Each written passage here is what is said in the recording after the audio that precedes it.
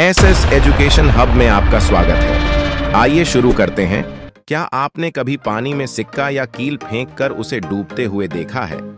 लेकिन लोहे और स्टील से बने बड़े जहाज कैसे नहीं डूबते?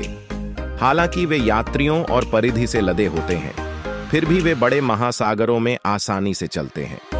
यह कैसे संभव है? इसके बारे में अधिक जानने के लिए और अपने तैराकी कौशल को बेहतर बनाने के लिए एक महत्वपूर्ण तकनीक के बारे में जानने के लिए इस वीडियो को अंत तक देखें। जहाजों के तैरने के पीछे के वैज्ञानिक सिद्धांत की खोज ईसा पूर्व 3री शताब्दी में हुई थी। इस खोज के पीछे की कहानी कुछ इस प्रकार है। एक ग्रीक आदमी बाथटब में नहा रहा था। जब वह पानी में डूबा तो पानी ओवरफ्लो हो गया और उसके दिमाग में कुछ हलचल होने लगी। जिस प्रश्न को लेकर वह काफी समय से उलझन में था, उसे उसका उत्तर मिल गया और वह यूरेका चिल्लाते हुए सड़कों पर दौड़ने लगा। वह व्यक्ति आर्किमिडीज है और उसने जिस सिद्धांत की खोज की उसका नाम उसके नाम पर रखा गया।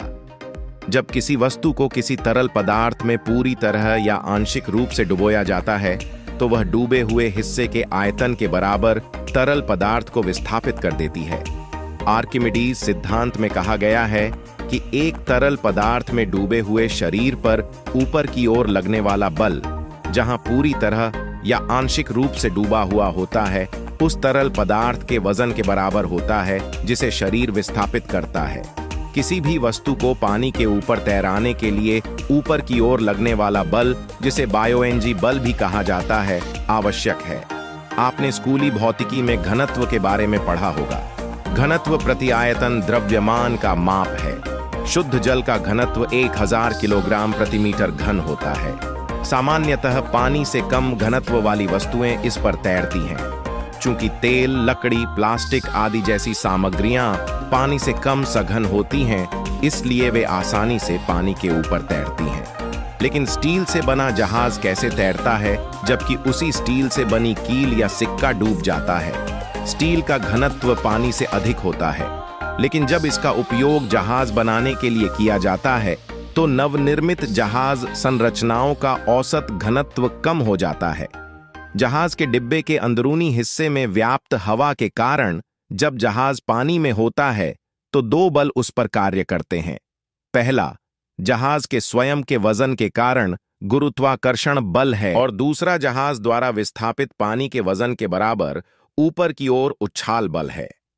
जब उत्प्लावन बल गुरुत्वाकर्षण बल के बराबर या उससे अधिक होता है तो जहाज तैरता रहता है। जब डिब्बे में पानी के आने जैसी घटनाओं के कारण गुरुत्वाकर्षण बल अधिक हो जाता है, जैसा कि टाइटैनिक जहाज के मामले में हुआ था, तो गुरुत्वाकर्षण बल उत्प्लावन बल से अधिक हो जाता है और जहाज डूबने लगता है। यही सिद्धांत पनडुब्बियों में भी लागू होता है। पनडुब्बियों में एक पानी का डिब्बा होता है जिसमें पानी भरा होता है। इस डिब्बे में पानी के स्तर को अलग अलग करके शरीर का औसत घनत्व भिन्न होता है। जब पनडुब्बी पानी की सतह पर होती है तो डिब्बा खाली होता है।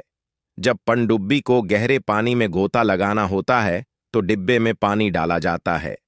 प्रथम और द्वितीय विश्व युद्ध के दौरान इस्तेमाल की गई इन पनडुब्बियों ने विजयी पक्ष की इच्छा में प्रमुख भूमिका निभाई।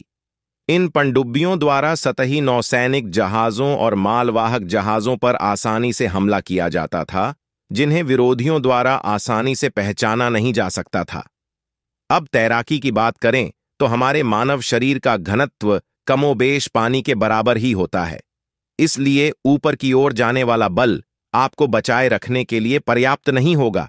आपको अपने शरीर को जितना संभव हो उतना फैलाना होगा और अपने औसत घनत्व को कम करने के लिए हवा अंदर लेनी होगी। अन्यथा आप अपने हाथों और पैरों से पानी को नीचे की ओर धकेल कर भी न्यूटन का तीसरा नियम लागू कर सकते हैं। यह क्रिया ऊपर की दिशा में समान मात्रा में बल उत्पन्न करती है जो आपको बचाए रखती है। लेकिन अगर आप मृत सागर की तरह उच्च घनत्व वाले पानी में तैर रहे हैं तो आपको इन सभी चीजों के बारे में चिंता करने की जरूरत नहीं है। पानी इतना घना है कि आप बिना किसी साधारण प्रयास के भी आसानी से तैर सकते हैं। इस वीडियो को देखने के लिए धन्यवाद। ऐसे और अधिक इंफोटेनमेंट वीडियो के लिए एसएस एजुकेशन हब की सदस्यता लें